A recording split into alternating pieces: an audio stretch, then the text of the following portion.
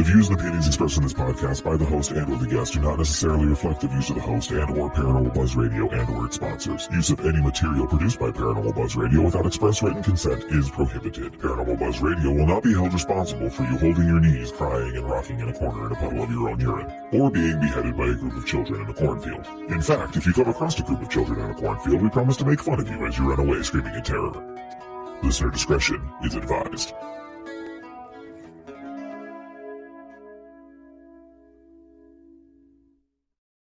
Hey guys, welcome back to another episode of Demon Folklorist. I am, a demon folklorist, and today we're going to be talking about Appalachian folklore and magic. I totally lied to you when I said it was going to be Baba Yaga. That is actually going to be next month, and then season 3 of my show starts in October, and I will be talking about witch folklore.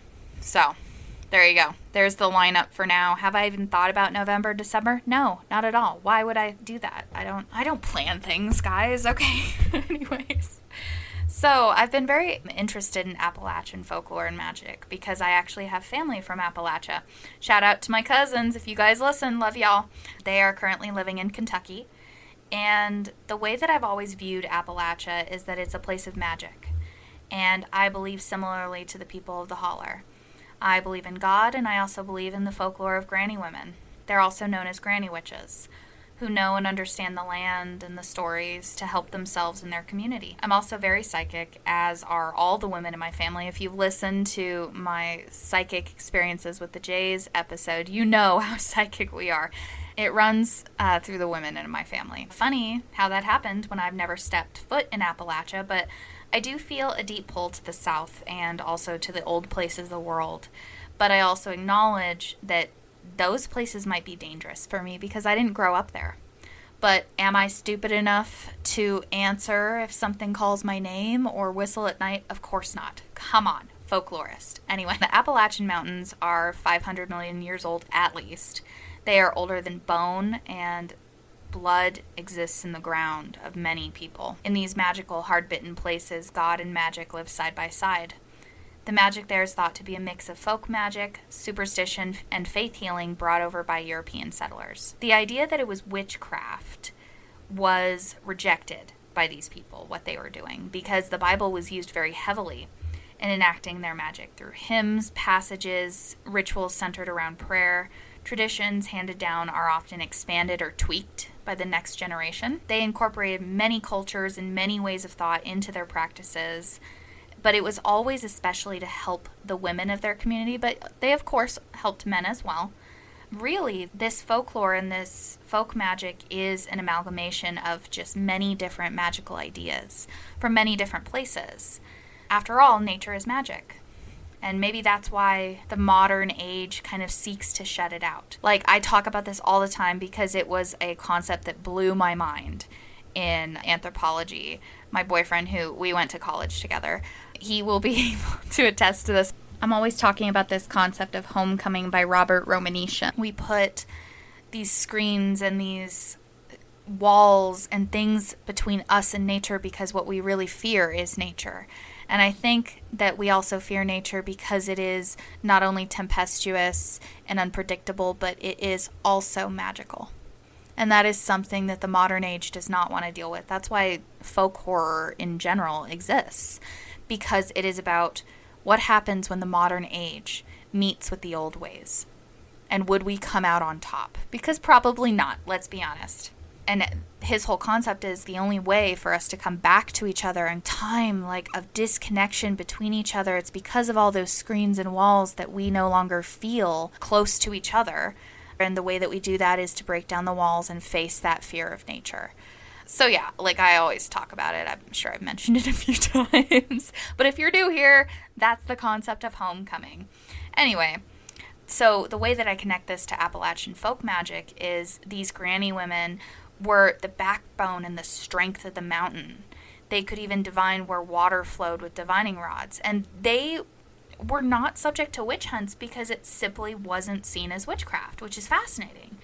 But it really was a form of faith healing. And I also kind of suspect that the community needed each other a little bit too much like how witches in Newfoundland it was less about going on witch hunts like in bigger communities because Newfoundland was so small.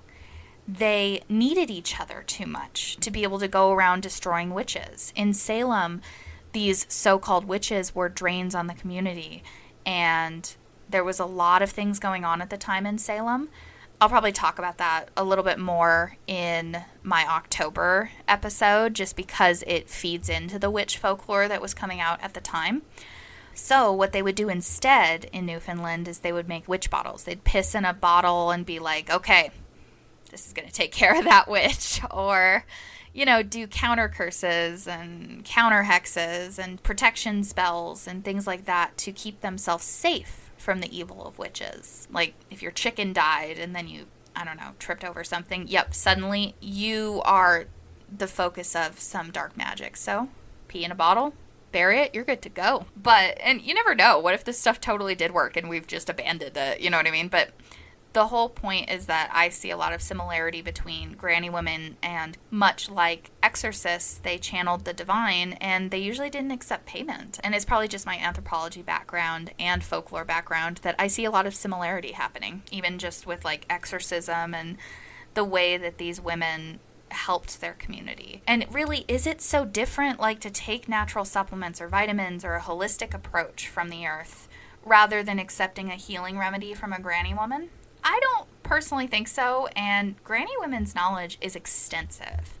Their only intention is to help. And God, who doesn't need some help? I gotta say, like, if there is a root that's gonna fix some stuff for me, like, oh my God, my sleep, oh, it'd be amazing. My personal beliefs about God and magic are that he put these things in the earth, and herbs and such, crystals, to help us, help psychics especially. Why shouldn't we use the knowledge and the folklore of our ancestors? Magic, from my understanding, comes from the angels. And I know there's some belief in there, and some people don't believe in angels, and that's okay. No judgment. But from what I understand of magic and Christianity and all this stuff, that it originally came from the angels, but the magic that evil people and true demonic spirits use is actually a corruption of what the angels use. Like, remember the legend of Solomon. He was given magic in the form of a ring that could control jinn. And supposedly it was given to him by an angel, but the lore goes that God himself carved it for him. So he was given this magical seal to help him. Angels seemingly have their own magic. So something to think about, And you may just be like, nope, but that's okay. Like, we all know I'm a little witchy. Everybody who's ever met me knows that. Some of the best people in the world that I have ever met are witches, are even Satanists, are, there's a lot of demonization of people who are different, and I don't believe in that. My mother never taught me to hate other people, so I don't really have the kind of Christian trauma I feel that other people do. But anyway, moving on. Second sight also runs in mountain families, and this means, usually like clairvoyance, or you have abilities that just transcend the normal. And of course, that really applies to my family. Also, I can attest that psychic ability, while amazing and beautiful and life-affirming, and it can be great, it can also be the biggest burden in the world. But also, these mountain families had a firm belief in the spiritual world because they can see it and they can feel it. They have a deep connection to the earth because their gardens gave them the ability to survive. And they would learn these gardens and they would learn this land and what would grow there.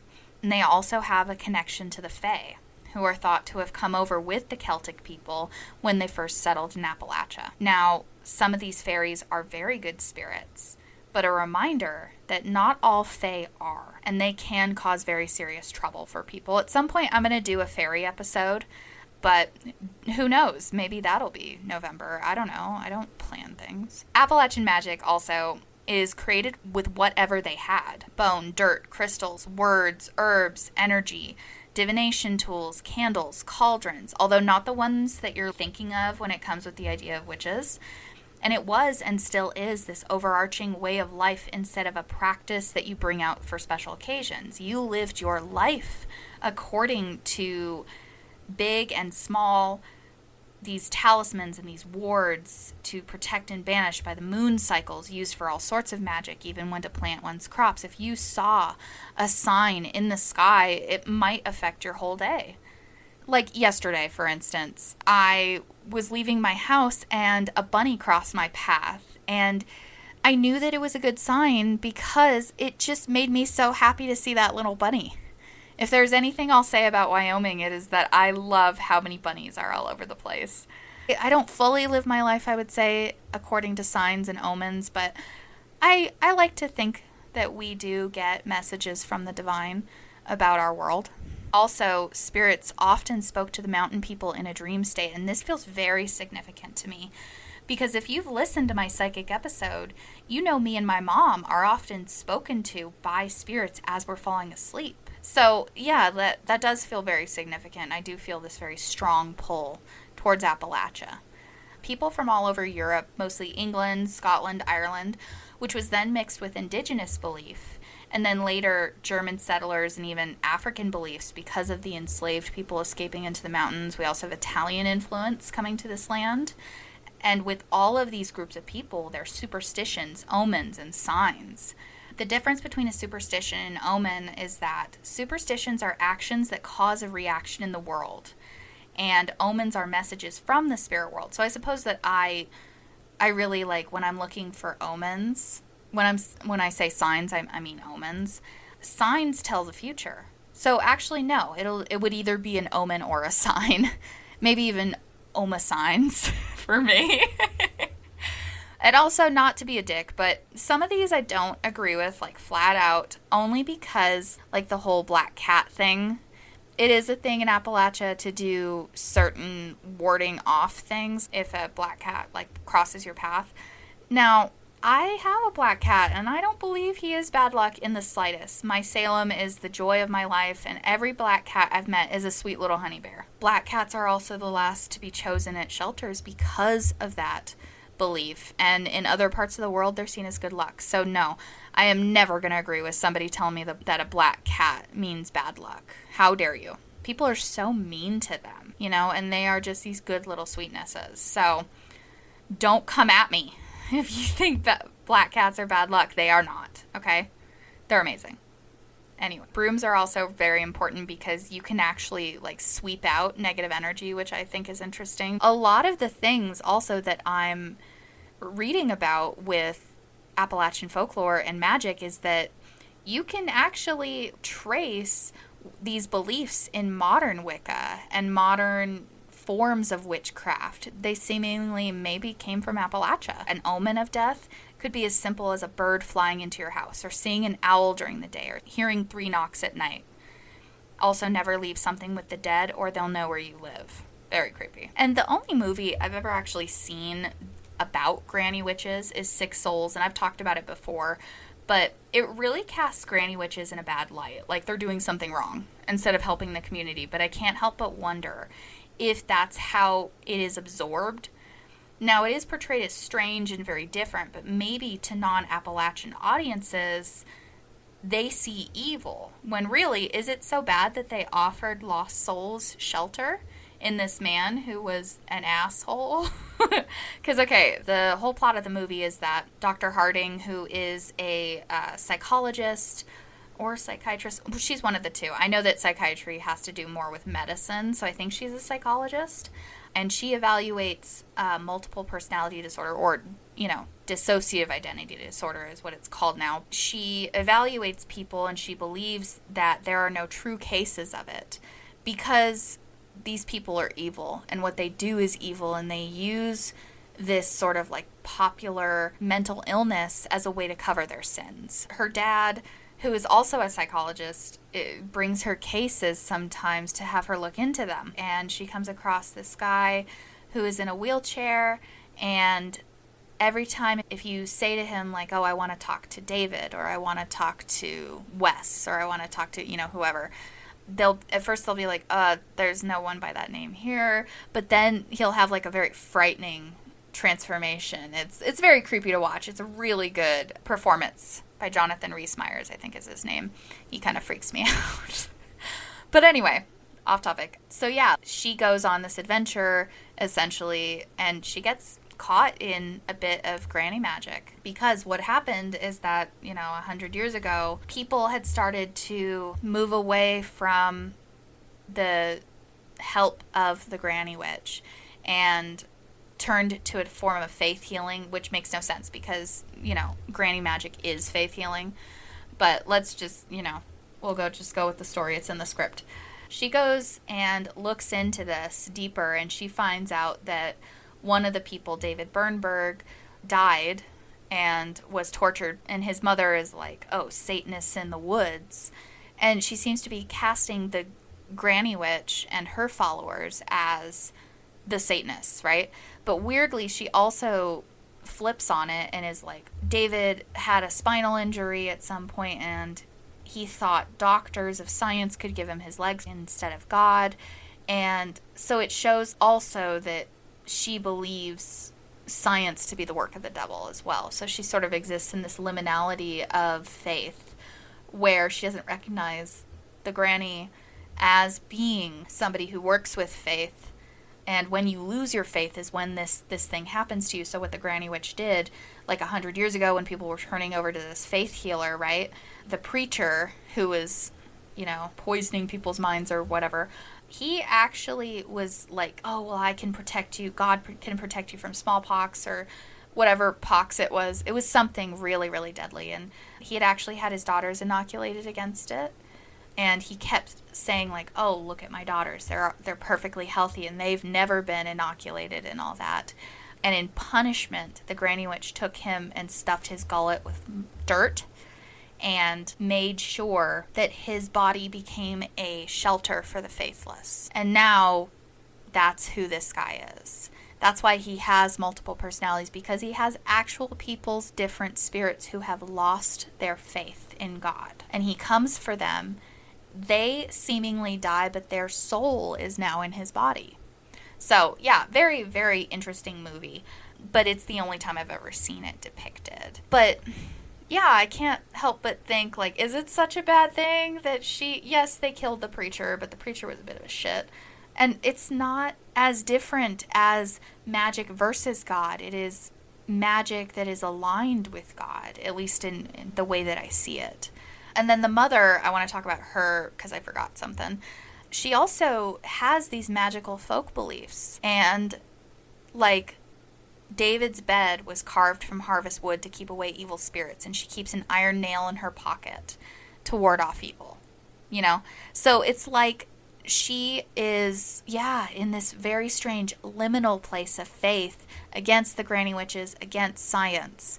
But the only true liminal, I would say, is actually the doctor, because she's a woman of God, but a doctor of science. But anyway, I'll stop talking about this movie. I already talked about it, I think, in the Dybbuk episode. But what I do want to say about all this is that just because these ways are old does not make them evil. In Appalachia, it's an eye for an eye and a tooth for a tooth. So you curse others, but only if they've fucked with you first, and it has to fit the crime. Otherwise, the scales tip back on you since you created a bigger imbalance than existed before. And if it is justified, whatever you levied against them cannot be removed until the spirits deem it over. So be careful, what you send out, because they might suffer longer than your anger. Anyway, there are also a lot of hoodoo elements in Appalachian folk magic because, once again, many people who escaped slavery hid in the mountains, and their traditions became absorbed into the area. And something interesting I also want to add, I had already done a hoodoo, voodoo, and conjure episode, but hoodoo practitioners believe that the power to hex and to heal comes from God. So just very interesting. When we get into the witch lore of Appalachia, it indicates that their folk healing is really an extension of Christianity. Since for someone to be a witch in their lore, they have to renounce God and do rituals backwards in order to meet the devil. So it's very funny how we think that what they're doing is evil, but really the way that they view evil is not them. Witches were definitely a bad thing to the Appalachian folk, and there were some very puritanical ideas of witches, pacts with the devil for unnatural powers, using demons for their knowledge and to do their bidding. reading the Bible backwards. And it also, some of this lore reminds me of the lore in Mexico about brujas and how, like, what Appalachian folk do is like curanderismo, miracle work. But a lot of their beliefs stemmed directly from European beliefs about witches. An interesting one is that witches had to be initiated by either, copulating with the devil or shooting a Bible with a silver bullet while cursing Jehovah's name. That's a really specific one and very interesting. The local crazy poor woman could easily be labeled a witch. And I find it interesting how European ideas manifest the same, but because, like I said, with Newfoundland, these witch hunts didn't manifest like that because the Appalachian folk also felt empowered to do something about it from the ways that they had learned from their mothers, their grandmothers. Also, everyone needed everyone, so it wasn't helping anything to, like, kill each other. You just counter-curse them. And that makes sense to me. Let's see. Dogwood is reminiscent in the lore of Christ for his 5 wounds and blood. It's hung in living rooms for protection. The root or the bark can be carried around for protection, but don't bring the blooms inside or burn the bark on your hearth, because that brings bad luck. With generations of change and the adaptation that comes with this magic, original practices actually tend to die out very similarly just to the process of folklore in general. If something is not serving their community or the way that they do things, or maybe that herb stops growing, it'll kind of die out as a way to do things. And folklore only persists because it is still serving something in our culture.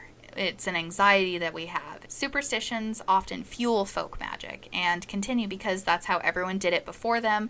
They got along fine doing whatever this way. So that's how these things persist, much like the folklore, but they die out once they're no longer serving us. Banshees are also said to haunt the Devil's Looking Glass Cliff, and there's a lot of weirdness in this area. Banshees keen unnaturally, like they let out this like wailing to signal death, and they are thought to be a type of fairy. They're said to either warn you of a death or they are there because they're mourning that death. So they're not a bad thing, they're just a little eerie. And it's also said that a Native American woman had thrown herself from this cliff and that there was a witch who would call up the restless dead. And on a foggy morning, you could see the devil himself shaving, of all things. There's also a mysterious rider who goes through the area, and it's like on a horse, it sounds like. So people investigated this, and they found cloven hooves, and they did a rope trap that got tugged on, but it also seemingly was like a spirit at the same time. So now the folklore proliferates about meeting the devil there. So it's a very haunted area. Fascinating. Ghost stories in general, unsurprisingly, are very popular in these areas, and the ways that you usually protect yourself from these spirits, including human spirits, is usually with red ribbon and yarn, and finding ways to wear them so that it'll keep that stuff back. Now, when it comes to like the fae, changeling beliefs, or the belief that a fairy child or dying old fairy will be swapped out for a human child, they aren't as popular in Appalachia, but they still existed.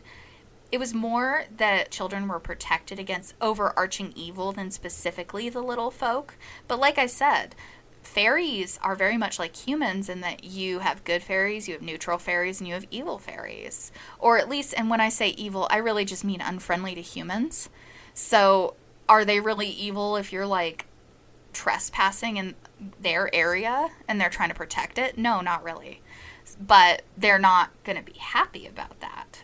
So, anyways, protection, it seems like, is usually the name of the game when it comes to Appalachian magic, from bad weather, damaging the house or the crops, to evil spirits or even just evil people doing shitty things to us, you know? Like, it seems it's more geared towards protection and, much like modern witchcraft, trying to bring about a certain outcome in your life. So if you're trying to manifest riches, you're trying to manifest a good crop this year, like you want to manifest new love in your life, or make an old lover go the fuck away. Like, you know what I mean? Like, it's going to be whatever it is that you're putting out. Intention is everything in witchcraft and in the occult. Oh, and also, so I just found this out and I'm super excited. I'll actually be meeting the author, Pat Broussard O'Keefe, of the fantastic book, Appalachian Granny Witch Magic, at the Paranormal Research Symposium that I'm going to in Gettysburg on August 17th. So super excited to meet her and talk to her and all that. Come down. I'd love to meet you, especially if I don't already know you. But if I do know you, come say hi anyway, because of course I want to talk to you guys. Come talk to me about the strange things that you have experienced in your life. Those are the things I think that make this kind of work and going to conferences the most rewarding, because I do want to meet you guys and hear your stories, because every story I hear gives us greater understanding of the things that we are dealing with in certain areas. Love you all. Hope you have a demon-free day. And hey, take a look at Appalachian folklore and magic. I think you'll find it quite fascinating. Bye-bye.